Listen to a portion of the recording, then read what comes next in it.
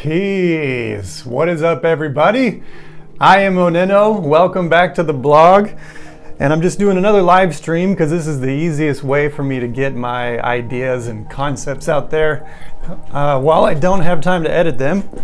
Because I do a lot of editing for my musical stuff. So I just released yesterday a brand new push performance / remix. Sorry, I'm getting adjusted. It's hard to sit here. On my keyboard in the push, that whole situation right there. So if you want to see that, I did a Jay-Z remix of Dirt Off Your Shoulder, and it's pretty freaking fun. And that was the whole point of it. I wanted to have fun making a little remix and performance. So today we're going to talk about the subject of simulation theory. I've seen this topic going around the internet for quite a while now, and I want to address it because I think that there's something about it that really sticks out to me, which is that it seems to have a bit of truth to it, and it also seems to have a bit of deception to it. And so I want to make this video to try to talk it out, to try to help offer some clarity on the subject. So the idea with simulation theory, to just state what that is, it's the idea that we are living in some kind of computer simulated virtual reality right now.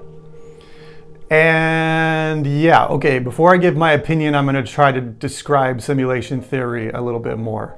So basically the idea is, let's say we have all these advanced computer games and technology right now where it could be seen that in the very near future, reality and virtual reality could somehow blend, and it would be hard, or virtual reality would become so good it would be hard to tell the difference between virtual and real reality.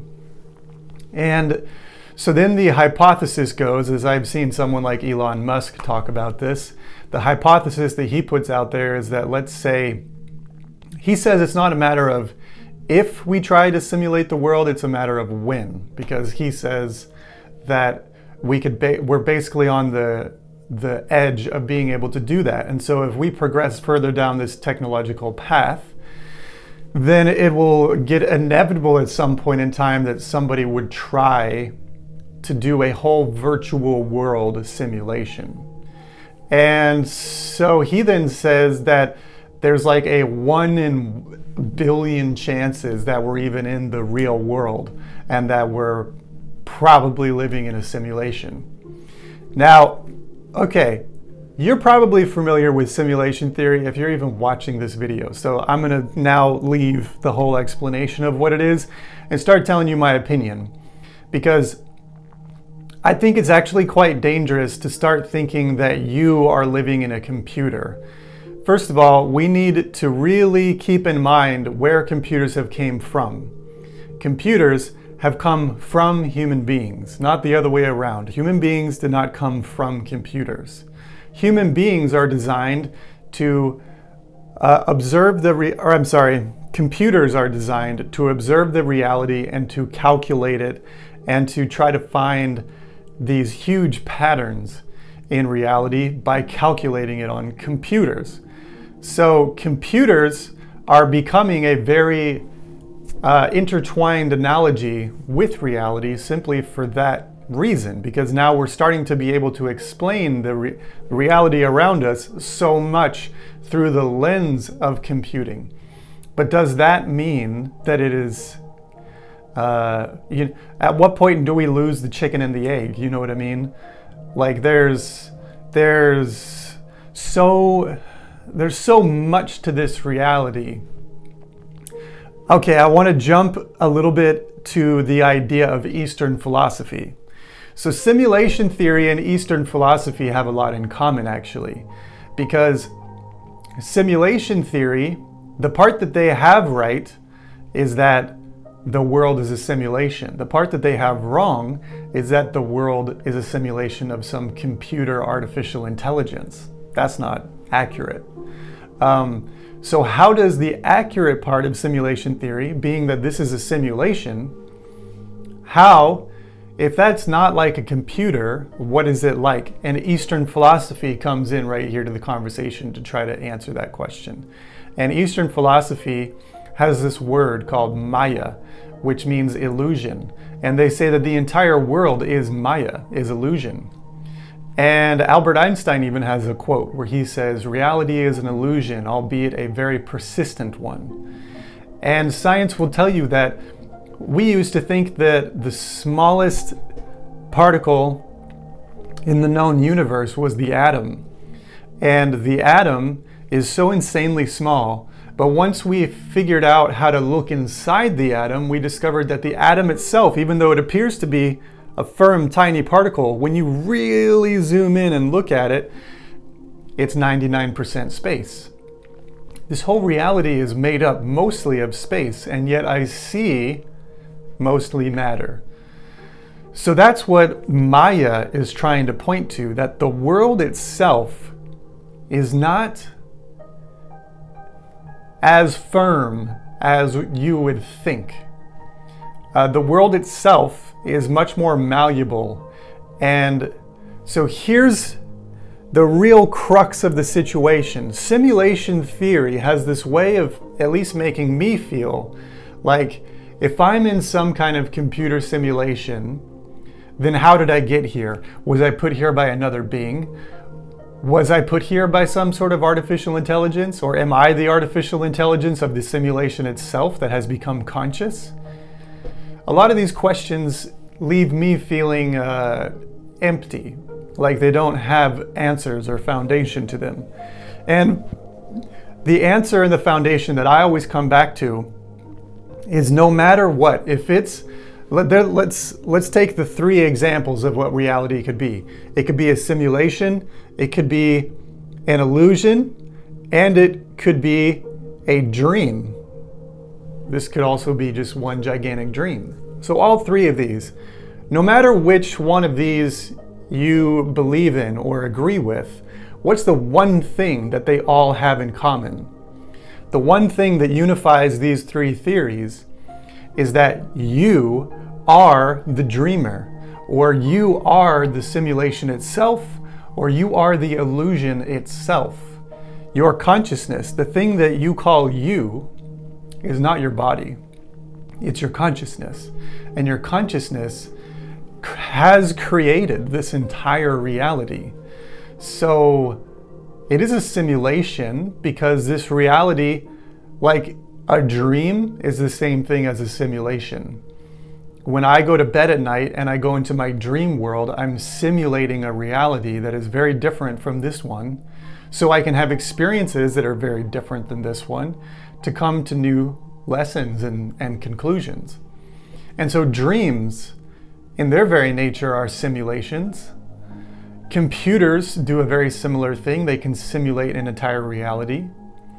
And the Maya idea of illusion is simply that the Maya idea of illusion is a perfect way to kind of bridge all of this conversation, because what it means by illusion is not to say that this reality is not real, but it's to say that you are the only thing that is real in a wrapping of illusion.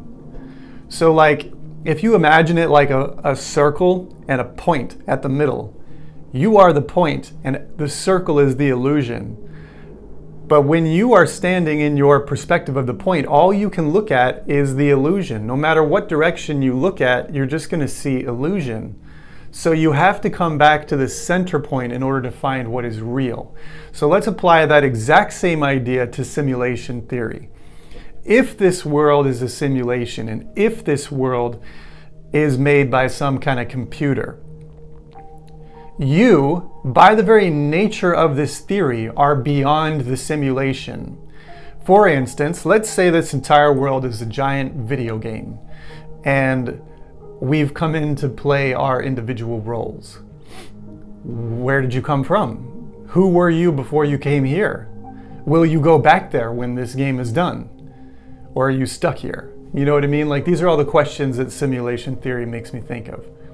So I believe, let's say, just for pure conversational sake, that simulation theory is accurate and that the world around us is one gigantic video game. Well, when I play a video game, Like I love the video game Portal. Have you guys played Portal? That game is so much fun. Portal 2. So let's say I'm playing Portal 2. Well, before the game began, I was sitting in my own couch, on my own property, in my own part of the world, of my own part of the universe. I bought the video game, I put it into the machine, I start the video game, and now I'm sitting on my couch playing the video game, becoming totally immersed. And whatever happens to my character in the game, at different phases, does feel like it's happening to me.